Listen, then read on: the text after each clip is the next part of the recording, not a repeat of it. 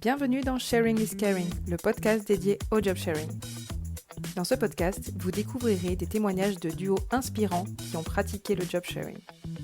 Vous découvrirez également le point de vue des entreprises, des DRH et des managers sur ce nouveau mode de travail. Nous sommes Florence Pavlovski et Léna Basile, cofondatrices de Worksharing. Nous vous accompagnons dans le déploiement du job sharing. Dans ce nouvel épisode, nous avons la joie de recevoir Clémence et Romane. Bonjour à toutes et à tous et bienvenue dans ce nouvel épisode de Sharing is Caring. Donc aujourd'hui, nous avons le plaisir et la fierté de recevoir Clémence et Romane qui vont pouvoir nous partager leur expérience en top sharing. Donc nous allons leur laisser la parole afin qu'elles nous en parlent un petit peu plus. Est-ce que vous voulez vous présenter chacune déjà, vous nous dire voilà qui vous êtes, d'où vous venez, puis aussi déjà comment vous êtes connues aussi, parce qu'à la base, je crois qu'il y a une amitié qui a précédé cette aventure professionnelle. Oui, avec plaisir. Merci pour l'invitation. Romane Bergès et Clémence Aligny, on est deux cofondatrices au sein de Will Society. On a toutes les deux étudié à Toulouse Business School. On s'est rencontrées à la junior entreprise de notre école, donc Escadrille Toulouse Junior Conseil. Ça a été 1 an et demi pendant lesquels on a partagé énormément de choses en matière de découverte entrepreneuriale, de découverte de soi. Pour vous donner un ordre de grandeur et d'idée, Escadrille, c'était à peu près 300 000 € de chiffre d'affaires pour une cinquantaine de clients. Et on a porté donc avec notre équipe cette junior entreprise jusqu'au titre de meilleure junior entreprise d'Europe. Et donc avec Clémence, on a toujours été passionnés par l'impact social et la performance économique. C'est ce qui nous a drivé pendant plus d'1 an et demi. Et c'est comme ça qu'on a appris à travailler énormément ensemble. Donc, on était très complémentaires. Moi, par la suite, j'ai eu un parcours donc, en finance. J'étais en private equity et en fusion-acquisition après, sur mon année de césure. Et donc, sur mon Master 2 et sur notre Master 2, avec Clémence, on a créé Will Society il y a 1 an maintenant, qui est le premier cercle privé intergénérationnel qui connecte des décideurs et des talents du monde entier pour réinventer le leadership, pour concilier aussi toutes les générations au sein du monde professionnel et mener notre mission à bien qui est de concilier performance, bien-être et excellence. Tout à fait. Donc, ça a été vraiment une complémentarité qui s'est fait à la fois, d'abord, on était vraiment collaboratrices dans cette junior entreprise et ensuite, on est devenues amies. Donc, ça s'est fait vraiment sous le schéma inverse. Et moi, pour me présenter rapidement, donc j'ai fait aussi la junior entreprise. Moi, j'ai eu, à l'inverse de Romane, un parcours qui était beaucoup plus dans le marketing et le luxe. Et en fait, en second stage de césure, j'ai eu un déclic, notamment parce que Romane m'a contactée, mais aussi l'envie de me lancer, parce que aussi, je n'osais pas forcément à cet âge, on avait 22 ans, 23 ans. Et en fait, j'étais dans une start-up et je me suis dit, c'est très bien d'avoir cette autonomie qui manquait aussi en junior entreprise, développer cette créativité et surtout développer un cercle, un club qui a du sens et qui crée de la valeur aussi au sein de notre société, mais au sein d'un bel écosystème. Super, bravo en tout cas pour cette super expérience, c'est génial. Et d'ailleurs, chez les Worksharing, on apprécie vraiment, ça fait écho aussi à nos valeurs, donc c'est vraiment chouette. On est vraiment contente de vous recevoir aujourd'hui. Nous aussi, de même. Et alors, chez Will Society, comment vous êtes organisés? Voilà, quel est votre rôle à chacune? Comment se passe voilà, l'équilibre entre vous? On a conservé le même mode de collaboration que l'on avait en junior entreprise. On va dire que moi, je suis plus sur une partie représentation externe, gestion d'écosystème, développement du business et de la stratégie financière aussi. Plus sur une partie externe. Et Clémence, toi, tu gères beaucoup plus sur une partie interne qui va être vraiment des parties d'opération, qui va être une partie aussi, comme on fait toutes les deux, une partie très commerciale et délibération en fait de la partie service aussi du cercle. Une grande partie aussi marketing, communication et grosse marketing pour toujours aligner en fait l'identité de marque de Will Society à travers notre écosystème, que ce soit en externe auprès justement de nos différentes parties prenantes ou en interne quand on bosse en fait avec des partenaires, avec des équipes aussi qui nous rejoignent. En fait, c'est toujours important aussi et nous, ça a été le développement aussi d'une petite culture entreprise qui s'est développée au fur et à mesure aussi pour que chacun et chacune soit satisfait. Aujourd'hui, on est une petite équipe de 3 personnes aussi, où ça permet notamment d'intégrer de nouvelles idées, où en fait, Romane et moi, on a une complémentarité qui est très saine, qui est très à l'écoute aussi. On l'a eu en junior entreprise et nous, on s'est toujours à la fois fait confiance, on s'est toujours aussi promis d'avoir une très bonne communication s'il y avait le moindre problème. Je sais que c'est toujours difficile de l'avoir, notamment dans l'entrepreneuriat et en tant que cofondateur ou cofondatrice.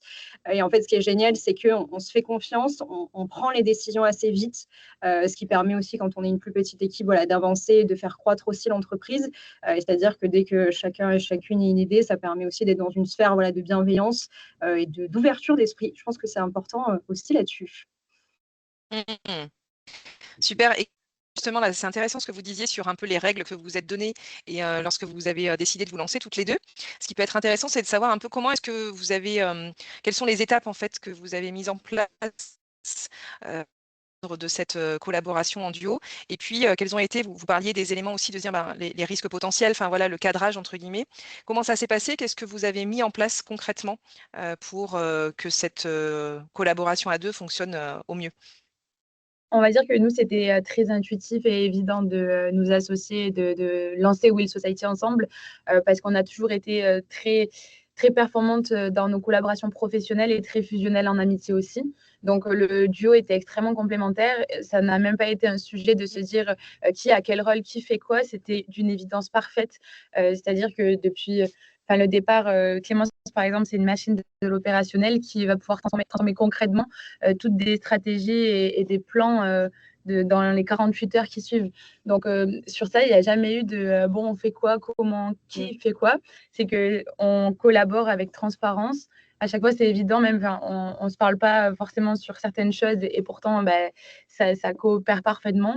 Je pense que c'est la chance pour nous d'avoir travaillé quand même 1 an et demi avant sur ces sujets où on avait exactement les mêmes postes. On a dupliqué ce modèle au sein de Will Society et ça n'a jamais été un sujet. On sait que notre duo, c'est le succès de Will Society. On sait que sans notre collaboration, sans notre transparence et communication, on ne pourra pas amener notre entreprise là où on ambitionne de l'amener. Donc, sur ça, on est très à cran sur nos intuitions et la façon dont on sait travailler. C'est-à-dire qu'on a la chance aussi de ne pas du tout se marcher dessus sur nos zones de génie. C'est-à-dire que Clémence sait faire tout ce que je ne sais pas faire et vice-versa. Donc, sur ça, ce n'est pas un sujet et on sait parfaitement travailler. Il n'y a pas vraiment d'actions concrètes qui sont mises en place parce que voilà, on n'est que deux. On est une start-up aussi qui se lance. Mais notre gouvernance et notre rôle au sein de la structure est extrêmement clair sur nos 2 personnes. Non, complètement. Et peut-être pour ajouter, c'est important aussi que les 2 personnes soient vraiment sur une vision autant personnelle que professionnelle, là où elles veulent amener la boîte. Parce qu'en fait, on se rend compte, et notamment, nous, on est à Station F aussi, on a été incubé il y a 5 mois, donc ça permet aussi de s'élever et de parler aussi avec d'autres entrepreneurs qui sortent une différente culture ou d'un différent horizon aussi. Donc, c'est toujours important d'échanger. En fait, on se rend compte que parfois, la vision n'est pas la même, donc ça peut créer aussi des tensions parfois qui sont minimes, mais qui peuvent en fait s'accumuler au long terme et en fait poser problème. Et en fait, nous, on a cette transparence, que ce soit sur un point de vue économique, sur un point de vue de tâche ou un point de vue un peu plus macro sur la gouvernance aussi. Je pense que c'est des sujets qui viendront quand l'équipe vraiment se développera aussi. Et c'est bien parce que c'est challengeant aussi. On apprend chaque jour à la fois de nous-mêmes, mais aussi de notre collaboration. Mais on a la chance que tout se fait naturellement. Personnellement, je trouve que c'est assez rare aussi d'avoir ce format duo. C'est un duo aussi qui est féminin, donc parfois il faut s'adapter aussi. Mais c'est une chance d'avoir bossé 1 an et demi vraiment en junior entreprise et je pense que c'est la meilleure école de la vie, sans faire vraiment la promotion de ça, mais c'est important de le dire parce qu'on n'avait pas besoin de communiquer. Il n'y avait pas des sentiments négatifs de jalousie, d'ego, ce qui est aussi assez rare puisque ça peut être très humain aussi. Et en fait, c'est toujours business first et vraiment emmener la boîte le plus haut possible. Et en fait, à partir du moment où on perd cette ligne directrice, on perd le socle et du coup, on perd cet équilibre aussi entre Roman et moi. Mais en tout cas, c'est jamais arrivé. Et c'est aussi, c'est une relation d'amitié aussi de base qui est très forte. Donc, tout se reflète dans la boîte, que ce soit notre why, notre mission, notre ambition personnelle et professionnelle. Et en fait, on a envie d'embarquer les gens autant dans notre duo et notre relation et dire que c'est possible de co-créer ensemble, en fait. Et là, je voulais rebondir sur ce que tu disais, Clémence. Tu dis, on est un duo féminin, il faut s'adapter. Mais dans quel sens, en fait c'est marrant que tu précises un duo féminin. Mais du coup, ça veut dire quoi? Tout Ça à implique fait. quoi? En fait, le duo féminin n'implique pas forcément. Nous, je sais qu'on parle beaucoup de plateformes vertes, notamment dans l'entrepreneuriat et le leadership féminin. Nous, c'est un sujet qui nous tient à cœur aussi, parce que ce n'est pas forcément, en toute honnêteté, où on se sent concerné. Nous, on ne s'est jamais senti ralenti, ou du moins, bien sûr, il y aura toujours des détracteurs globalement dans l'entrepreneuriat. On a aussi le fait et le biais d'être jeune. Enfin, on s'est lancé à 22 ans, donc être une femme et en plus avoir moins d'expérience, j'ai envie de dire, que des cadres expérimentés ou des gens qui se lancent plus tard, ça peut poser problème parfois. Mais en fait, on l'a toujours retiré à la fois comme une leçon, comme une accélération aussi d'apprentissage. Et en fait, on nous demande souvent, mais vous êtes 2 femmes, ça va, vous y arrivez, vous êtes jeunes. Et en fait, on leur dit: «Mais oui, parce C'est que vrai? tout est tellement naturel». Ouais, franchement, on nous le demande souvent et c'est naturel. Et en fait, s'il y a le moindre problème, bien sûr, il y en aura toujours, des détracteurs là-dessus, mais c'est pas grave. En fait, on se fait tellement confiance en duo et personnellement que limite, je trouve que c'est une force aussi d'être 2 femmes, dans ces situations, parfois qu'on peut rencontrer. Ça peut être faire de nouvelles rencontres, ça peut être aussi, voilà, dire qu'on impose aussi nos idées. C'est quelque chose qui n'est pas facile parfois dans certains environnements et c'est là où, ouais, je trouve ça encore plus, valorisant et c'est vraiment, une source d'apprentissage là-dessus. Ouais, disons qu'il faut encore plus de courage, Ouais. et de confiance en nous et en notre duo et en ce qu'on porte, parce que enfin le rôle et la légitimité est quand même challengé sur énormément de rendez-vous que l'on peut avoir, business par exemple, et ça a renforcé encore plus, notre duo et là où on doit aller. C'est qu'en fait, on n'a pas vraiment le choix d'être hyper forte mentalement, courageuse aussi sur tout ce qu'on rencontre et c'est là où la complémentarité est assez forte vu qu'on se comprend sur tous les problèmes qu'on peut rencontrer. Oui, tout à fait. C'est vraiment sur un point de vue, et tu l'as très bien dit, Romaine, business un peu plus, parce que c'est là où on va rencontrer des personnes, parfois qui ne sont pas sensibles à l'admission, donc l'intergénérationnel. Parfois, il y a un gros levier de sensibilisation à avoir là-dessus, mais aussi de se dire déjà, vous êtes jeune, parfois, qu'est-ce que vous êtes en train de m'apprendre ou de me vendre? Et en plus, c'est un biais quand même assez cognitif d'être des femmes là-dessus, c'est vrai. Mais on ne l'a jamais ressenti comme un frein. Nous, on encourage toute personne, que ce soit homme ou femme, à se lancer dans l'entrepreneuriat aussi. Et si c'est des femmes, nous, ça nous tient à cœur aussi de les aider, quel que soit leur âge. Je ne pense pas qu'être jeune, c'est manquer d'expérience. Parfois, c'est peut-être plus de lucidité, créativité, plus de rapidité aussi. Donc, ça a aussi tous ses avantages. Mmh. C'est hyper intéressant parce qu'on a eu, d'autres témoignages de duos féminins aussi qui nous disaient que le fait d'être à 2, ça avait cassé des plafonds de verre, en fait. Ça leur avait permis justement de prendre confiance et en plus, il y a des études, hein, qui démontrent que les femmes ont besoin, d'un niveau de maîtrise de compétences beaucoup plus important, que les hommes sur, la même situation, le même job avec le même profil, et donc ça engage effectivement le fait d'être 2, d'avoir plus de confiance, de finalement se booster et de casser certains biais, comme tu dis, hein, les biais cognitifs qui nous freinent en fait. Donc c'est hyper intéressant justement, notamment dans une discipline on souhaite développer l'accès, on va dire, à des postes à responsabilité ou même de dirigeants pour les femmes, de pouvoir envisager aussi ce mode de collaboration à deux. Complètement. Bon, il y a encore du travail pour changer, faire évoluer les mentalités, hein, Il y dans a ce encore du monde. travail. Mais il faut aussi être des formats de représentation et inspirer confiance aussi et dire que c'est possible. Il faut avoir un bon message là-dessus. Et nous, ça nous tient à cœur aussi avec Romaine sur ce sujet-là. Nous, on connaît, on est très proche aussi de ces nouvelles générations et qui nous disent mais nous, on n'ose pas se lancer.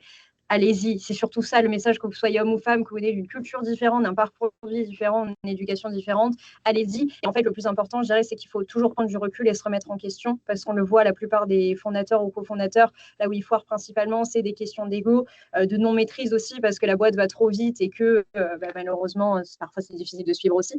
Et c'est là où c'est toujours important de se dire, ok, stop, là il s'est passé ça, que ce soit positif ou négatif, on prend du recul et on en parle ensemble.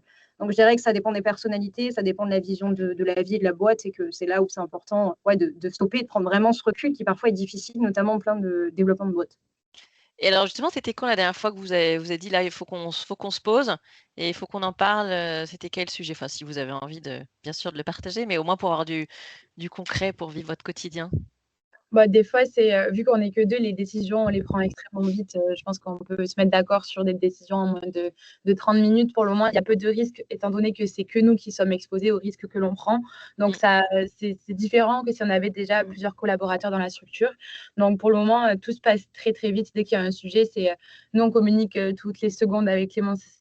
Même si un matin, je vais être en déplacement, toi, à Station F, bah, on est sûr qu'on a 10 vocaux. Enfin, on se tient au courant de vraiment tout ce qu'un client a pu nous dire, un prospect, un mail reçu, un doute sur ça. Comme ça, on n'est jamais en manque d'informations. Et non, le dernier point, c'était il y a 2 semaines sur une décision stratégique que l'on devait prendre en termes d'offre de valeur, sur quoi on se positionne. Est-ce qu'on avait une extension technologique ou est-ce qu'on restait centralisé sur le développement du cercle? Donc, c'est là où, par exemple, on va se mobiliser 2-3 heures pour creuser le sujet en profondeur et après on prend une décision par la suite. Mais jusqu'à présent, en tout cas, on est extrêmement alignés sur, et même sur du très long terme. C'est que vu qu'on a notre cap et notre vision et un plan de route sur 10 ans, en fait, je pense qu'on sera alignés dans toutes les décisions que l'on prend parce qu'on est aussi d'accord avec le fait que Nous, on préfère prendre une décision rapide, quitte à faire une erreur, et tant pis, on corrige pour avancer vite, vite, vite et step by step aussi. Mais on n'a vraiment pas peur, nous, de tester tout ce qu'on a en tête parce qu'on préfère expérimenter qu'avoir des regrets de se dire, bon, peut-être qu'on aurait dû tester, on ne l'a pas fait. Et c'est pour ça qu'on avance aussi vite depuis notre lancement, c'est qu'on agit souvent dans les 48 heures, voire 72 heures en termes de prise de décision. Donc, c'est extrêmement fluide, on va dire. D'accord. Est-ce Action-réaction. Ça te C'est parle, ça. Léna, Ouais. aussi? Oui, c'est ça. Je vois bien. Fait écho. Pourriez-vous nous partager le plus grand défi auquel vous avez été confronté? Il y en a beaucoup. Le premier, je dirais que ça va être la légitimité d'avoir donc 23 ans et d'être de femme sur des sujets où au départ, on ne se faisait pas assez confiance. C'est-à-dire qu'on allait être influencé par des personnes qui ont forcément 20 ans de plus que nous, une expérience, et qui nous conseillaient, nous disaient, il ne faut pas faire ça, il vaut mieux faire ça, ça, ça. Et en fait, on s'est vite rendu compte, et ça, c'est des erreurs qu'on a corrigées très vite, c'est que notre intuition, elle a toujours marché énormément sur les prises de décision que l'on devait faire. Et on est convaincu que notre business, finalement, personne ne l'a créé aussi et qu'on est les mieux placés pour connaître et savoir ce qu'il faut faire à tel ou tel moment. Donc, le plus grand défi, et c'est là, c'est plus vraiment une problématique parce qu'on a solutionné ce problème de confiance en soi, de légitimité, même de vision stratégique. Mais au départ, c'est ce qui nous faisait perdre le cap que l'on avait. C'est-à-dire, souvent, on pouvait faire quelques sorties de route sur 2 semaines qui nous éloignaient de l'objectif précis parce qu'on avait écouté telle ou telle personne. Et le plus dur, c'est que tous les jours, vu que nous, on interagit avec 50 personnes presque au quotidien, vu qu'on a une communauté qui est internationale aussi, on récoltait de l'information tous les jours. Et fallait être capable de traiter cette information sans nous sortir complètement de notre objectif et de là où on devait aller. Donc, c'est garder notre cap qui a été le plus dur sur les premiers mois de lancement, depuis janvier, je dirais. Complètement. Mais tu as dit un mot juste qui est l'intuition. Et je pense que ça se développe aussi dans l'expérience. Et c'est là où c'est vraiment, j'ai envie de dire, riche sur cet aspect-là parce qu'il y a de la confiance. On sait chacune ce que l'autre pense. Donc ça, c'est assez marrant dans certaines situations aussi. Et je pense que la légitimité, ça se construit au long terme. Et en fait, vous vous rendez compte de ça quand il y a ce pilier, du moins ce palier business qui se crée en fait. C'est OK, maintenant on a rassemblé une communauté. Maintenant, comment on construit un business model, comment on va vivre de l'entreprise, comment on va construire vraiment une régularité économique. Et du coup, là, ça devient des challenges qui se superposent. Mais c'est là où c'est super enrichissant aussi. L'intuition, c'est vrai que souvent, c'est controversé d'ailleurs parfois. Enfin, je vois que certaines personnes disent bah oui, c'est important d'écouter son intuition, d'autres attention parce que du coup, on n'a pas une décision qui est finalement très objective, très rationnelle. Moi, personnellement, je crois quand même à l'intuition et de se dire cette petite voix intérieure, qu'est-ce qu'elle nous dit? Et en général, très souvent, c'est amusant parce que finalement, quand je ne l'ai pas suivi, ça n'allait pas forcément dans mon sens, dans le bon sens. Donc, mais c'est intéressant que vous en parliez. Et puis après, on sent bien qu'il y a quand même tout un côté très structuré, très cadré qui fait que, voilà, c'est pas non plus partir dans toutes les directions, mais on reste des êtres humains finalement, donc pas des robots. Donc c'est important aussi de pouvoir l'entendre. Ouais. Merci. Ouais. Oui, complètement. Et depuis le départ, c'est un peu ce qui nous a sauvés de faire de grosses erreurs, notre intuition. Donc, en fait, on continue. Ah, d'accord. Aussi, ça, c'est quelque chose qu'on va garder sur du très long terme. C'est ça. C'est garder aussi cette culture de l'échec, de se dire c'est pas grave, on apprend. Après, c'est important de structurer aussi, comme tu l'as dit, Florence. Et après, nous, on a ce côté aussi process qui est important. C'est-à-dire aussi, dès qu'il y a une idée, OK, on va le processiser. Bon, moi, je n'ai cette faculté-là, donc je suis parfois très extrême là-dessus. Mais c'est important et c'est ce que tout nous a appris dans la junior entreprise, en fait. Et en fait, on a eu le temps de faire les erreurs durant cette première expérience entrepreneuriale. Et c'est là où, en fait, on est plus sûr de soi. C'est important aussi de s'entourer de façon positive aussi. Ça peut être des amis, de la famille, mais aussi de parler à d'autres entrepreneurs qui sont passés par le même schéma aussi. Pas forcément s'aligner sur le même parcours et prendre tous les retours. Il faut savoir aussi les trier. Je dirais que c'est un excellent challenge aussi. C'est trier les bons et les mauvais retours et se dire, OK, là, je me fais confiance là-dessus et c'est pas grave. On continue dans cette lancée. Mais c'est parler aux gens. Je pense que c'est très important et ne pas rester fermé, même si on est deux, dans sa propre idée. D'accord. Effectivement. Oui, c'est vrai que quand on a plein de retours, vraiment, on se dit bon, alors attends, là j'écoute qui qui a raison, qui a tort. Puis au final, c'est ce qui nous parle à nous. Oui, c'est vrai. Ça résonne en tout cas. Ouais. Et alors, comment vous gérez votre équilibre vie pro, vie perso? Parce que bon, vous travaillez ensemble et puis vous êtes aussi amis, mais même dans votre quotidien, parce que vous êtes quand même très très investi dans votre entreprise, ce qui est génial. Et comment ça se passe aussi concrètement? Alors, déjà, on a tiré des leçons de notre expérience en junior entreprise, encore une fois. Mais par exemple, il y a 2 ans, on n'avait aucun équilibre vie pro, vie perso. C'est-à-dire qu'on avait même abîmé notre santé physique et mentale à trop travailler. Donc ça a été une énorme leçon de se dire, si on veut durer sur 10 ans avec Will Society minimum, il faut qu'on soit endurante sur du long terme.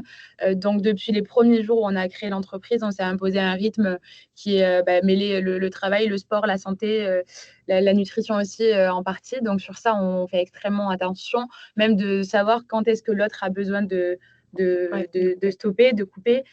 Ça, souvent, ça arrive en même temps. Quand on sent que là, il faut vraiment qu'on arrête et qu'on aille s'aérer, ça arrive parfaitement en même temps à chaque fois. Ouais. C'est assez fou. Et sinon, nous, c'est hyper spécial et ça choque de nombreuses personnes. Mais la journée, on est en mode professionnel. Mais le soir, on est meilleurs amis. Enfin, on peut sortir ensemble, partir en vacances ensemble. On est en fait H24 ensemble pour le coup. Et ça, c'est quelque chose, c'est rare, je pense, en tant que cofondateur. Je sais qu'on en connaît des duos qui sont un peu comme ça aussi, mais ça peut choquer certaines personnes. Mais ouais, voilà. Vous aussi, peut-être. Et pourquoi ça choque en fait? Qu'est-ce qu'ils vous disent ou qu'est-ce que... On nous dit souvent, mais quand est-ce que vous allez arrêter de vous voir? Enfin, vous êtes pas ensemble. C'est surtout ça. Les gens se disent, mais comment elles sont H24 ensemble? Et le fait de concilier en fait vie professionnelle et vie personnelle, amicale, etc. Et non, c'est vrai qu'on est très, très, très, très souvent ensemble. Mais je pense aussi, c'est ce qui nourrit la relation. Je pense qu'être associé, c'est comme être dans un couple aussi. C'est de l'engagement aussi à long terme. Donc, je considère ça comme un contrat de mariage en même temps, en toute honnêteté. Mais c'est important aussi de ne pas être uniquement dans le pro parce qu'après, vous perdez. Il y a une routine qui s'installe, mais qui peut être facilement mauvaise. C'est important de garder ses temps pour soi aussi. On n'est pas là aussi pour promouvoir le fait d'être tout ensemble. C'est important de se découvrir soi. Nous, on essaie d'avoir un équilibre pour aller faire du sport, pour avoir ce côté d'apprentissage aussi et vraiment se cultiver. Je pense que c'est important aussi. Ça peut être sûr lire des livres, aller rencontrer de nouvelles personnes, aller participer à de nouveaux événements, mais qui peut être seul aussi. Et c'est cet équilibre qu'il faut garder. Après, ça doit rester un bonheur d'être avec votre associé ou votre ami en même temps. Et c'est vrai que nous, on a un attachement particulier où il n'y a pas de lassitude, ou du moins, s'il y en a, ça se fait naturellement pour prendre ces heures assez seules ensemble. Mais non, et même on a vécu pendant un an ensemble au plein développement de la boîte aussi, mais ce qui était en fait un passage obligatoire aussi pour nous en termes de centralisation d'informations pour vraiment accélérer et se dire vraiment on est à plein temps là-dessus. Parfois, oui, ça demande quelques sacrifices, d'avoir moins de temps, d'essayer en fait de trouver cet équilibre qui est parfois un peu plus difficile. Moi, je comprends qu'il y ait des entrepreneurs qui n'arrivent pas à le trouver, c'est quelque chose qui se construit au long terme aussi pour moi. On n'a pas l'équilibre parfait, mais c'est important de se dire, ok, là, j'ai pas l'impression de travailler, c'est une passion. Et en fait, je pense que, moi, c'est ma vision. Dès que ça devient vraiment du travail, que ça devient vraiment une contrainte, ok, je suis plus fondatrice de l'entreprise, je suis vraiment salariée de ma propre entreprise, quoi. Donc, à partir de ce moment-là, là, je prendrai du recul et je me dirai, ok, on va réfléchir. Et je pense que surtout sur le lancement de Will Society, c'était quand même en parallèle de nos études où on a pris énormément de risques, entre guillemets, mais de refuser des CDI, des belles alternances dans de belles entreprises. On s'est exposé au même niveau de risque et c'est pour ça que ça a encore plus renforcé notre duo et l'attachement entrepreneurial que l'on a eu. Donc ça, c'est encore plus extrême sur, je pense, notre première année de lancement. Ouais. Plus vous prenez des risques ensemble, plus ça va forger la relation, je pense. C'est intéressant cette notion effectivement de lien entre l'engagement et la prise de risque et le fait que on surmonte aussi les difficultés ensemble et du coup ça crée plus de liens en fait. Et vous arrivez quand même à ne pas discuter boulot le soir quand vous partez en vacances? Comment ça se passe du coup? Ça, on est un peu c'est difficile, ouais. Même c'est difficile. Des fois, on y arrive, mais des fois, on peut reparler boulot en 1 minute parce qu'on a eu ça en tête. Mais c'est de la passion. On prend pas ça comme un sujet de travail où il n'y en a pas une qui va dire tu parles trop de la boîte, trop du travail. C'est de la passion. On est aussi sur nos premières années, donc c'est assez difficile là de ne pas en parler. Mais tant mieux qu'on en parle parce que si on n'en parlait pas, limite, je trouverais ça inquiétant aussi puisque c'est ce qui nous drive quotidiennement. Mais c'est vrai que c'est compliqué, mais c'est un bonheur d'en parler. C'est vraiment pas du tout une contrainte. Et c'est là où parfois on a des idées à minuit, quand on est vraiment hors cadre du travail, station F, des fois on a de meilleures idées. Des fois, c'est important de changer d'environnement aussi. Mais c'est là où c'est passionnant. Et justement, quand vous êtes vraiment très engagés l'une envers l'autre, et est-ce que ça renforce le fait de dire non, mais il faut vraiment pas que je lâche? Est-ce que ça vous met une pression supplémentaire ou pour vous c'est naturel? Non, je pense que c'est dans nos veines, entre guillemets, mais l'envie de réussir est tellement grande et notre ambition, elle nous dépasse tellement que c'est même pas un sujet de se dire c'est parce que Clémence travaille autant que moi que je vais pas lâcher. Je pense qu'on est passionné de de ce qu'on fait, que la vision, on a envie d'amener l'entreprise le plus loin possible, et que après, c'est clair que pour nous lancer, c'est ça qui nous a permis de casser nos barrières qu'on peut avoir dans la tête, en se disant, on travaille énormément, on se hisse vers le haut toutes les deux. Ça, c'est clair que c'est un driver. Mais c'est plus parce qu'on est entièrement aligné sur le why personnel, professionnel. Et complètement. Je pense là où ça peut amener d'être à deux, par contre, c'est sur un volet de discipline qui est parfois dur à avoir. Enfin, c'est difficile d'être discipliné, de se lever parfois super tôt, d'avoir un cadre de vie vraiment, j'ai envie de dire, carré, aligné. Moi, personnellement, c'est là où ça me booste d'être à deux. En toute transparence, je ne sais pas si j'aurais eu le courage de me lancer seule, que ce soit en termes de discipline, en termes de santé mentale. C'est important même de partager des moments à quelqu'un. Mais c'est vrai que sur un gros volet de discipline, je trouve que c'est important aussi de s'élever. Et je sais que c'est majoritairement le plus gros problème des entrepreneurs. C'est que parfois, malheureusement, quand tu es seul, tu es dans ta zone de confort et que tu vas pas en fait te hisser vers le haut, ou vraiment avoir ce truc de OK, je me réveille, j'ai pas le choix et je fonce. Oui, donc une émulation effectivement positive entre vous deux. C'est ça. D'accord. Et pour rebondir là-dessus, peut-être est-ce qu'il y a des choses sur lesquelles vous êtes surprise, en tout cas des bénéfices inattendus, ou des choses sur lesquelles vous vous êtes découverte aussi? Parce que tu parlais finalement de se challenger et de se tirer vers le haut. Est-ce qu'il y a des choses particulières qui ont émergé sur le fait d'être à deux? Oui, ça j'en suis convaincue. Moi, c'est que je pense déjà pour se lancer, moi, j'avais besoin que quelqu'un me fasse confiance pour me suivre et me donner confiance aussi. Clémence, elle n'a pas hésité. Enfin, dans les 2 secondes où je lui ai proposé de créer la boîte ensemble, elle m'a suivi directement. Donc, moi, ça a décuplé mon envie de me lancer et la confiance que je pouvais avoir dans le projet et en moi aussi. Donc, ça, moi, ça a été révélateur énormément. Et après, c'est notre capacité à casser toutes les barrières limitantes qu'on pouvait avoir. Et ça, c'est vraiment la force de notre duo. C'est que des fois, tu vas avoir des craintes sur un sujet, je vais t'emmener tout en haut. Des fois, ça va être moi et elle va m'amener tout en haut. Donc, on est tout le temps, enfin, R24 reste hissé très, très haut. Et par exemple, la première, déjà, c'est la croissance de Will Society qui est assez folle parce que depuis le départ, on s'est dit il n'y a aucune barrière. C'est-à-dire que si on veut conquérir le marché aux États-Unis, on va y aller, on va aller pitcher là-bas et ça va marcher. Et ça a été ce qui nous a fait avancer super vite. Et c'est l'alchimie du duo, je pense, qui nous emmène là. Là, on a eu un membre en Nouvelle-Zélande, un des premiers en Nouvelle-Zélande qui nous rejoint aussi. Et c'est des choses que moi, toute seule, par exemple, je me serais pas dit, la première année, je vais aller toquer en dehors de la France ou de l'Union européenne. Donc, sur plein de sujets, c'est ce qui nous a fait accélérer. Complètement. Sky is the limit. C'est ça. Pour vous. C'est clairement notre mantra aussi. Je pense qu'il faut être hyper positif aussi en entrepreneuriat. Il ne faut pas avoir peur. Parce que si vous êtes dans la peur, si vous êtes dans la négativité constante, je trouve ça très compliqué. On a la chance d'être super positive avec Romane. On est très curieuse des gens. Il faut vraiment aimer les gens aussi quand on est dans l'entrepreneuriat, parce que si on est vraiment dans l'entre-soi, ça ne va pas trop le faire. Mais c'est vraiment, en fait, à force, et c'est ce qu'on a eu dans le développement de Will Society, c'est on rencontrer beaucoup de personnes, on prenait le temps d'échanger avec elles. C'était des calls qui duraient 1 heure à 1h30 en café, en visioconférence. On ne connaissait même pas les personnes. Et c'est d'apprendre de l'autre. Tu prends du recul, tu pioches aussi les bonnes informations et c'est comme ça que tu fais grandir ta boîte aussi. Nous, c'est comme ça qu'on a construit Will Society. On s'est construit via une campagne de crowdfunding où c'est des personnes qui ne connaissaient pas, qui ont investi aussi dans le projet. Donc, c'est vraiment aussi une expérience fondatrice commune. Et à force de parler à ces gens, en fait, tu commences aussi à cibler les personnalités. Tu aussi commences à développer des bonnes intuitions. Et c'est là où, en fait, tu te fais confiance. Tu fais confiance aussi à ton binôme parce que tu maîtrises parfaitement ton sujet, bien sûr ton business, mais j'ai envie de dire ce fonctionnement commun. Et ensuite, tu n'as pas peur. Et bien sûr, le sujet international, nous, en toute transparence, l'anglais, c'est quelque chose où on est en cours d'apprentissage aussi. Mais c'est de se dire, OK, on n'a pas peur, on est en train de développer la boîte. La boîte aussi, c'est pour vivre de sa propre boîte, c'est pour aussi récupérer les fruits. Et en fait, c'est là où il ne faut pas avoir peur. Et s'il y a la moindre négativité, je ne pense pas que ça t'élève, en fait, sur ce volet-là. Effectivement. Et alors, justement, tu as commencé à dire un peu ce qu'il fallait pour que ça fonctionne. Mais quelles sont pour vous, selon vous, les qualités requises dont on a besoin pour qu'un duo fonctionne, et encore plus quand on aussi crée son entreprise à deux? C'est une très bonne question. Oui. Déjà, du courage. Moi, je pense qu'il faut énormément de courage parce que c'est le premier cap. S'il n'y a pas de courage, c'est difficile de mener toutes les actions du quotidien. après de la détermination et de la résilience, parce qu'il faut tenir sur du long terme. Il faut être capable d'accepter tous les moments où on se prend des murs, parce qu'il y en a énormément.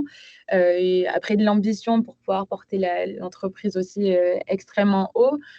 L'intégrité, ça peut rentrer dans les valeurs premières que l'on prône aussi au sein de notre duo. Et après, nous, c'est la positivité qui nous fait réussir. C'est qu'on voit le positif un peu partout. On approche tout comme une opportunité et on a clairement tout à gagner et rien à perdre dans la façon dont on voit les choses et dans notre approche. Donc ça, c'est les qualités que je pense on a toutes les deux et qui nous fait réussir jusqu'à présent. Et c'est encore un très long chemin à mener et des remises en question non-stop. Beaucoup d'humilité aussi sur notre remise en question et Complètement. ce challenge. Toujours garder les pieds sur terre, c'est important, et garder toujours ce volet aussi de transparence. Je ne parlerai pas de communication parce que ça peut paraître super bateau, mais vraiment ce truc de transparence où peu de personnes en fait ont, de se dire quand ça ne va pas, d'imposer aussi ses opinions et ses idées, même si vous êtes amis. Il faut savoir aussi délimiter le côté bon, mais Romaine, tu es ma meilleure amie, mais ce n'est pas autant pour ça que je vais être en accord forcément avec toi. Bon, ça n'arrive pas souvent, on a cette chance-là, mais vraiment d'imposer, de se faire confiance aussi. Et non, je suis tout à fait d'accord. Je pense que ça serait la résilience, parce que l'entrepreneuriat, ça ne vient pas comme ça. On sait très bien qu'il y a des business en ligne qui sont en train de se développer, une grosse culture aussi du marketing et parfois de l'argent facile. Mais moi, de ma propre conviction personnelle, je pense qu'il faut se prendre des murs et l'argent n'arrive pas comme ça. Et c'est bien de se prendre des murs parce qu'en fait, peut-être que tu arrives en fait, à 50 ans, tu prends ton premier mur et tu n'es même pas prêt psychologiquement, que ce soit mentalement, même ton corps, et c'est très bien. Et même de se les prendre aussi jeune, c'est parfois aussi formateur. Et voilà, y être vraiment bien entouré, sélectionner les bonnes personnes aussi. Ça peut être une qualité autant personnelle que commune aussi. On a la chance d'avoir le même avis sur les personnes et d'avoir le même ressentiment. Donc, c'est là où c'est assez, je dirais fusionnel. Je pense que c'est un esprit qui va au-delà de ça. C'est bien plus que de la confiance. C'est être vraiment aligné là-dessus. Mais je suis entièrement d'accord avec ce que tu as dit, Romane. Et, principalement de la résilience, déjà personnellement, et déjà se connaître personnellement, et ensuite fonder un duo. Oui, parce qu'en fait, c'est vrai que dans le duo, là, vous dites que vous êtes très fusionnels, vous comprenez l'une l'autre. Mais dans ce que j'entends aussi, c'est que chacune a quand même sa personnalité et que c'est important aussi d'apporter aussi son point de vue. Et souvent, dans les duos qu'on a interviewés, on comprenait. Enfin, ce qui est important aussi, c'est de ne pas avoir aussi un ego surdimensionné, parce que sinon, ça ne fonctionne pas. Mais de pouvoir se faire entendre et d'accepter la position de l'autre. Et au bout du bout, quand même, de trouver un chemin commun. Ça, c'est aussi, je trouve important, pour tous ceux qui ont envie de se lancer en duo. Mais c'est vrai que quand vous dites, la transparence, effectivement, une bonne communication. Oui, et c'était quand Roman, tu dis, bah oui, tous les matins, chaque fois, on se tient au courant. Enfin, il y a déjà l'information, mais il y a aussi, comme tu disais, Clémence, si ça va pas, de pouvoir mettre les choses sur la table, en parler, et puis ne pas attendre que la cocotte explose, parce qu'après, sinon, c'est un peu compliqué. Et on le voit, dans les duos qu'on a interviewés ou pour l'avoir vécu aussi. C'est vrai que c'est clé, et après on se libère, et puis après ça avance, donc merci. Oui, et puis je trouve ça génial parce qu'effectivement avec votre jeune âge, vous allez avoir vécu déjà énormément de choses. J'ai envie de dire, mais vous allez faire quoi après à 50 ans? Je fais ça. Il y aura toujours des choses à faire. Oui, je sais, Je suis convaincue. Mais à 50 ans, ce sera d'autres horizons, notre idée aussi. Et non, en tout cas, on se voit en long terme au sein de Will Society. C'est top. Et vous parliez tout à l'heure des prises de décision qui étaient plus rapides, où vous disiez en une demi-heure, on arrive à prendre des décisions, etc.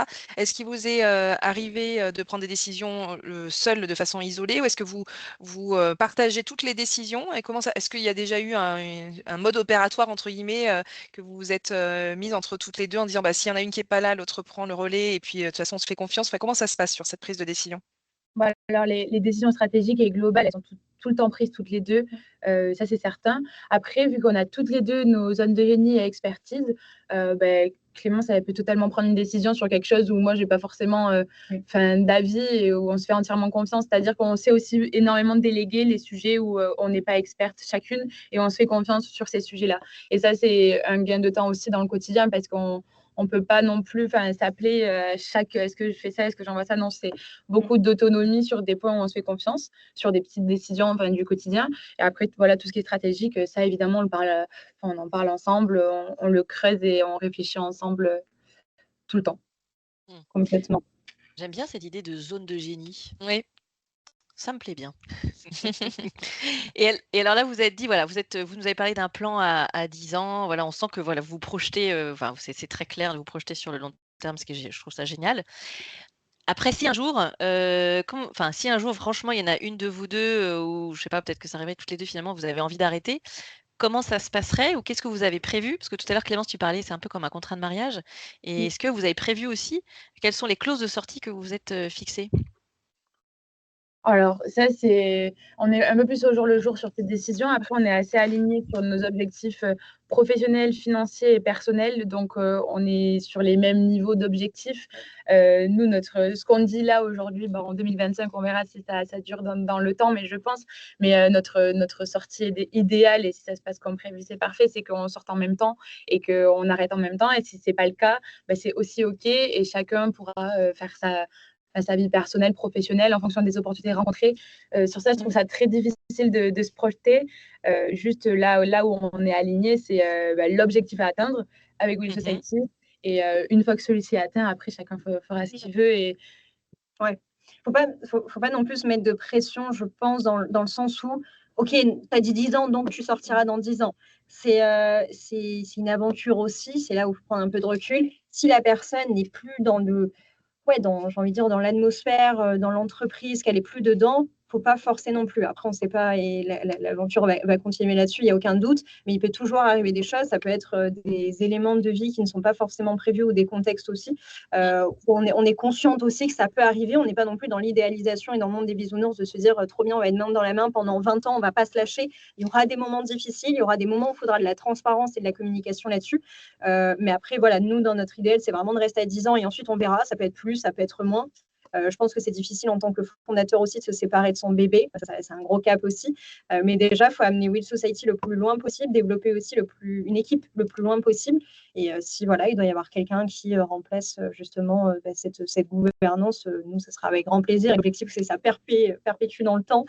Et même, voilà, j'ai envie de dire, dans les décennies, ça serait idéal, mais c'est vraiment le message, je ne parle même pas de Will Society, ça serait vraiment le message nous, qu'on a, l'intergénérationnel, de la transmission, de l'héritage et surtout du capital humain. Et c'est vraiment une vision qu'on a au long terme, et de faire avancer en fait de génération en génération cette transmission-là. Oui. On va dire que là où on se retrouve à 100%, c'est que jusqu'à nos 30 ans, on s'est dit que toute notre prise de risque et notre force de travail, on va la mettre à 1000%, parce que c'est là où on voit notre liberté aussi. Donc sur ça, on est 100% alignés. Après, on verra comment ça avance.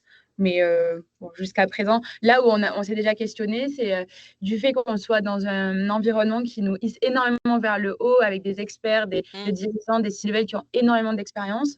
On s'est déjà dit, je pense que le moment arrivera dans 5, 6, 7, 8 ans, que des personnes soient mieux placées que nous de diriger opérationnellement l'entreprise en fonction de notre vitesse de développement aussi. Mais ça, c'est déjà des réflexions qu'on s'est dit voilà, si c'est plus nous les meilleures personnes pour amener Will Society le plus loin possible, ça sera OK.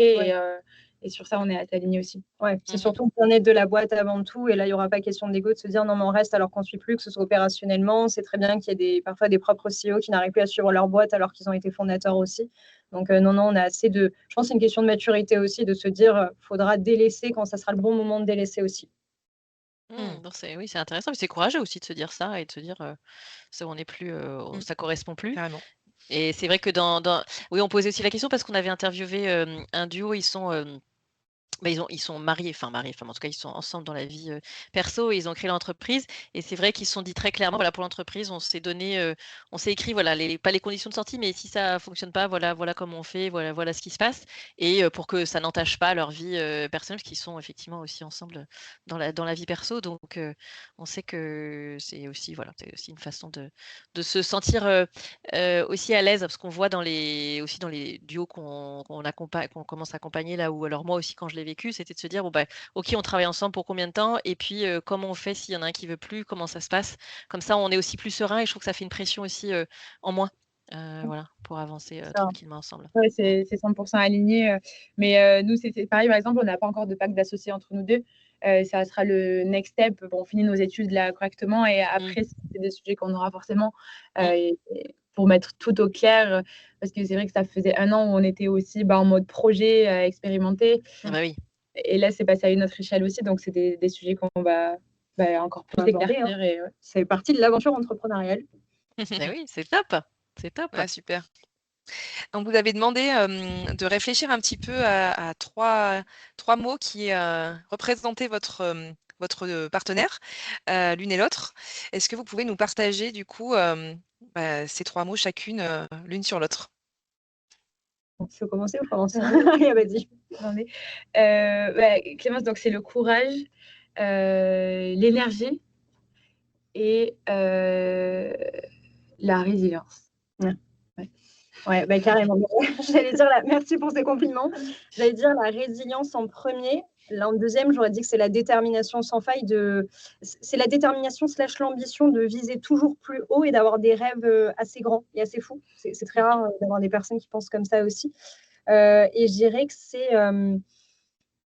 j'essaie de trouver le terme, mais c'est une forme de positivité aussi, de toujours pousser l'autre vers le haut. Alors, c'est de la confiance pour moi, mais c'est-à-dire que Romaine va vous voir moins bien, ou ça peut être vraiment... En fait, elle est très bienveillante. C'est vraiment ça le terme. Très, très bienveillante et toujours vous pousser vers le haut et avoir le meilleur pour vous quotidiennement, que ce soit dans l'amical ou dans le professionnel. Donc voilà, je ne sais pas si c'est du cœur sur la main, de la bienveillance, mais il y a quelque chose comme ça. On sent de l'humain. On sent effectivement. Et c'est intéressant quand vous dites ce côté résilience, vous en parlez souvent. Vous en avez souvent parlé, effectivement, de se dire face à l'adversité, parce que vous l'avez dit, parfois vous êtes pris des murs et j'imagine que ce sera, enfin, c'est pas les premiers, c'est pas les derniers, mais en tout cas, de pouvoir embrasser ça comme des opportunités. Je trouve ça. On sent votre positivité en tout cas. Ça, c'est clair que ça vous drive et c'est ça qui c'est motivant, je trouve. Je trouve ça. Vu aussi vos ambitions, c'est chouette. C'est important. Enfin, c'est important. En tout cas, j'espère que aussi nos auditeurs le sentiront. Mais nous, on le sent et on l'accueille. Voilà, on le prend. Et des fois, on est trop positif. Des fois, de tout voir en opportunité, c'est aussi un risque. C'est vrai? Ouais, on s'en est rendu compte dans notre duo, c'est que nous, on voit tout comme une opportunité et on est ultra positive. Mais des fois, il nous faut des personnes qui nous disent ralentissez, il y a des risques là, qui contrebalancent. Et vous les trouvez comment? Dans des advisors, des personnes qui nous accompagnent, c'est vrai qu'il y a une approche par les risques qui est très planifiée, parce que c'est souvent des personnes qui travaillent dans des grands comptes aussi et qui sont dirigeants de grandes entreprises. Donc sur là, il y a une approche très rationnelle et par le risque aussi que nous, on fait trop peu souvent. C'est un peu ce côté inconscient aussi, d'être... Alors, je ne sais pas si c'est de la jeunesse, je pense pas. Ouais, insouciant. Ouais, plutôt insouciant qu'inconscient. Au mieux ne pas être inconscient, pardon. Je ne sens pas inconsciente. Mais non, c'est de se dire, au fond, c'est beaucoup de positivité, mais peut-être que des fois, il faudrait quelqu'un pour ralentir, mais je ne pense pas, parce que c'est ce qui fait la dynamique aussi, justement, de l'avancée de la boîte. Je pense vraiment, en pleine croissance, il faut foncer aussi, il faut écouter les retours. Mais ça revient à ce qu'on disait précédemment, c'est vraiment s'écouter. Ce gros côté d'intuition, on l'a développé et je trouve que ça marche beaucoup sur certaines prises de décision. Et non, c'est toujours dit, les prises de décision, on est deux. On a la chance aussi d'être accompagnés, mais on est principalement deux en termes de gouvernance. On a 24 heures pour prendre une décision, on ne va pas ruminer là-dessus. Ah oui, d'accord. Oui. Un peu notre driver. Ouais. On avance, d'accord. Et alors justement, quels sont vos trucs et astuces pour que ça fonctionne, votre duo, si vous aviez, voilà, pour tous ceux qui ont envie aussi, toutes celles et ceux qui ont envie de s'engager dans l'aventure à deux, quels sont vos trucs et astuces à partager? Votre secret box? Moi, je dirais que c'est d'abord de se connaître. Je dirais que c'est un peu comme le volet de l'amour, mais c'est déjà connaître soi, ce qu'on a envie, ses limites aussi et comment on fonctionne. C'est surtout ça. Parce que si vous tombez dans un duo et vous ne savez pas comment vous fonctionnez, ça va poser problème et là, ça va se marcher dessus. Donc, c'est d'abord se connaître soi. Ensuite, c'est trouver un binôme qui vous fait confiance, mais sur tous les points. Ce n'est pas uniquement confiance dans le travail, c'est même confiance sur un point de vue peut-être amical, mais en dehors du travail. C'est important de se connaître aussi là-dessus. Et je dirais que c'est d'avoir de la résilience et faire confiance au duo aussi et rêver grand. Rêver grand parce que dans l'entrepreneuriat, si vous avez des limites, avoir des peurs, c'est normal. Mais si vous avez des limites, que vous ne voulez pas pousser le truc très loin, je pense que c'est ça en fait qui fait le plus gros driver de pas mal d'entrepreneurs. C'est vraiment de foncer et de se dire on n'a pas le choix, tous les jours on se lève et on n'a pas le choix. Je dirais que c'est les 3 plus gros points. Et moi, j'aurais rajouté la complémentarité parce que s'il y a des expertises sur lesquelles des fondateurs se marchent dessus, je pense que c'est très complexe, surtout sur la confiance en soi, sur plein de choses. Je pense que c'est important que ce soit vraiment différencié sur, encore une fois, les zones de génie de chacun, comme on disait. C'est ce qui permet déjà à l'entreprise d'aller au bon endroit et après, c'est de bien se connaître en premier. Et après, c'est l'alignement sur la vision de l'entreprise. C'est voilà, quelles sont vos ambitions? Est-ce que vous avez la même taille d'ambition? Parce que si c'est la même taille d'ambition et que c'est créer une petite entreprise qui a pour but de se stabiliser et pas de recruter massivement ou de se déployer à autre échelle, bah, ça ne sera pas les mêmes actions, pas la même prise de risque. Donc, il faut être aussi aligné avec ça sur quel risque on est capable de prendre à deux et où va notre ambition et qu'est-ce qu'on est capable voilà, de faire à quelle échelle, où est-ce qu'on situe chaque Ouais. action, quoi. Et c'est pas avoir peur aussi. L'entrepreneuriat, ça demande des sacrifices, ça, j'en suis convaincue. Ça demande parfois une mise à jour sur soi. Ça peut être en termes de discipline, de routine ou même d'apprentissage. Donc, ne pas avoir peur du risque et bien s'entourer. Je dirais parfois, il faut enlever l'ego et écouter les retours. Ça, c'est vraiment un vrai truc. Du moins, au début, quand vous êtes en plein développement de boîte, il y a justement un développement de marché qui se fait, vous essayez de trouver votre positionnement. C'est là où il faut être à l'écoute, mais de tout. Et après, vous triez les feedbacks là-dessus. Mais voilà, il ne faut pas être dans l'ego non plus. Je sais que c'est compliqué, c'est très humain. Et, voilà. Et c'est là où ça permet d'être à deux aussi, de se conforter dans les décisions, parfois de se dire, OK, est-ce que là, j'ai besoin de recul? Est-ce que là, je fais n'importe quoi? Et c'est OK de faire n'importe quoi aussi. Hein, c'est de l'apprentissage. Il y a des personnes à 45 ans qui font des erreurs aussi. Et ça, voilà, c'est OK. Il n'y a pas d'âge, il n'y a pas Il n'y a d'âge pas pour ça. d'âge, clairement, c'est intergénérationnel. C'est Mais clair. voilà, de faire confiance, ne pas avoir peur du risque, ça reste quand même un autre challenge de se lancer dans une aventure quand même entrepreneuriale. Mhm. Ce qui a fait écho tout à l'heure, là, quand je vous écoutais, il y a une citation de Mark Twain qui dit ils ne savaient pas que c'était impossible, alors ils l'ont fait. Et je trouve que ça reflète bien ce que vous dites depuis le début de l'épisode. Enfin, voilà, ça me venait parce que je me suis dit, tiens, ça fait écho quand même à tout ce que vous partagez. Je trouve ça super. Non, mais c'est exactement Ouais. ça. Et l'entrepreneuriat, ça révèle. Enfin, moi, de mon expérience personnelle, jamais j'aurais pensé me lancer. J'avais un syndrome de l'imposteur qui était terrible, même si je me disais tous les matins, allez, il faut le faire. Tu sais que c'est en toi, mais pourquoi tu ne le fais pas? Et c'est là où, en fait, il ne faut pas hésiter dès qu'il y a des bonnes occasions. Il faut foncer. La peur, c'est normal et c'est OK. Hein, c'est tout à fait normal. Mais voilà, il faut foncer dès qu'on sait que c'est le bon sentiment. Oui, complètement. Et c'est la façon d'appréhender tout ton quotidien, en fait, Ouais. qui fait la différence. Si tu vois tout comme une opportunité et que tout est possible, bah, je pense que tout est vraiment possible. Ouais. Ça, c'est un gros driver qu'on a, en effet. Oui, non, c'est vrai que on sent que ça repousse les limites, voilà. Mais oui, oui, non, mais c'est vrai, c'est marrant parce que l'autre jour, j'avais un ami, bon, il a créé une entreprise. Il m'a dit, si j'avais su avant de m'engager que j'étais partie sur un rêve fou, enfin, que c'était, enfin, je crois que j'y serais pas allée, mais en fait, c'est cette folie qui fait que on peut faire des grandes choses. Donc, C'est ça. donc vous avez un super driver.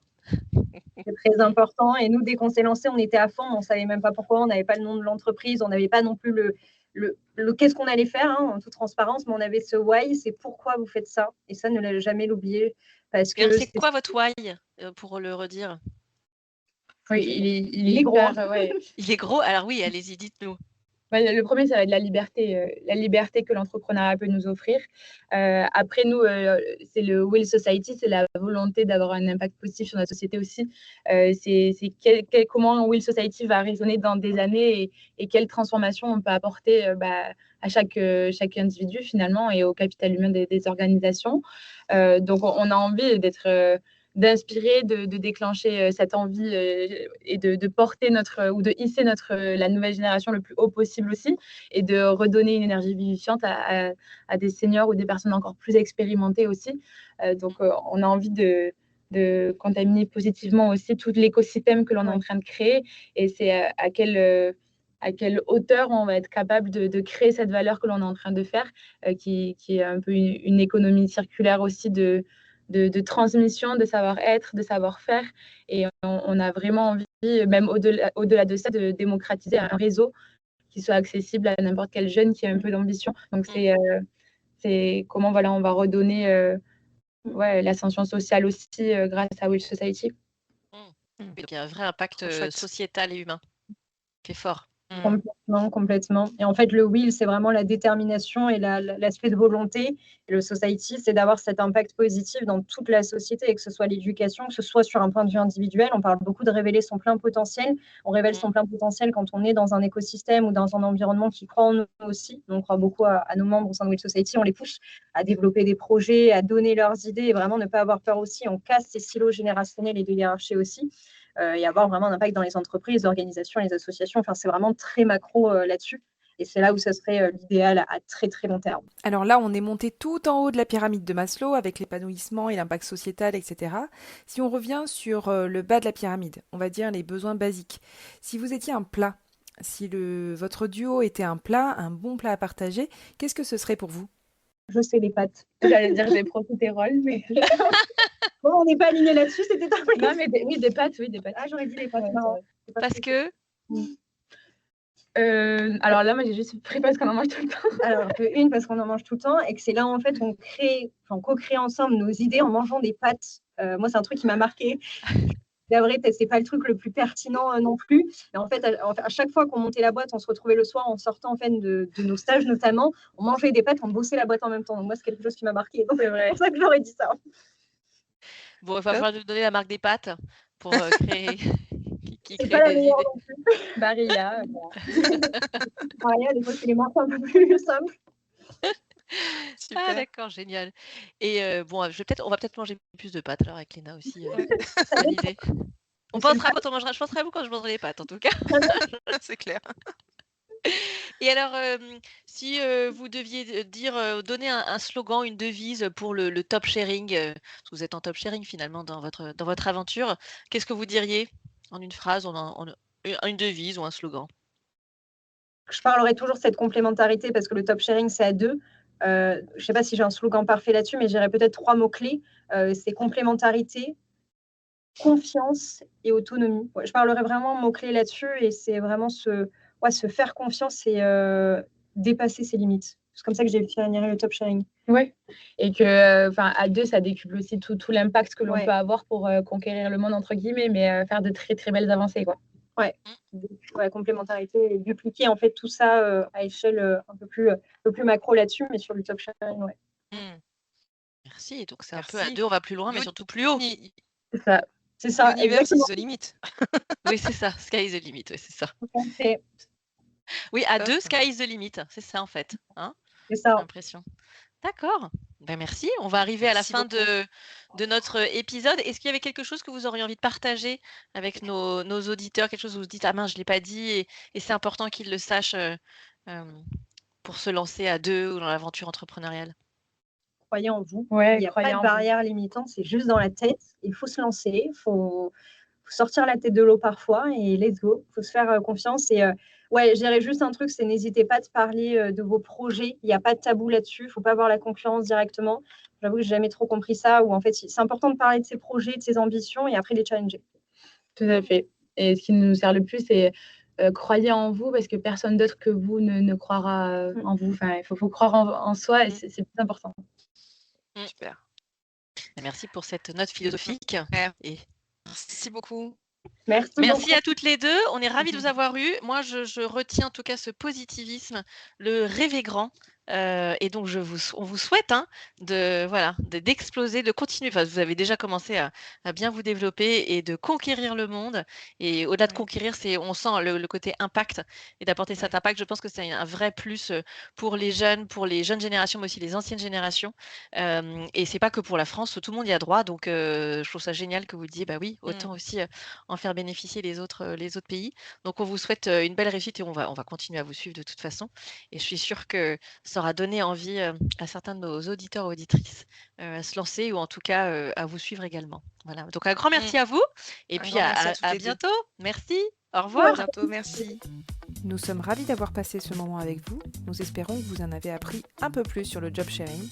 Si vous avez aimé l'épisode, n'hésitez pas à le partager.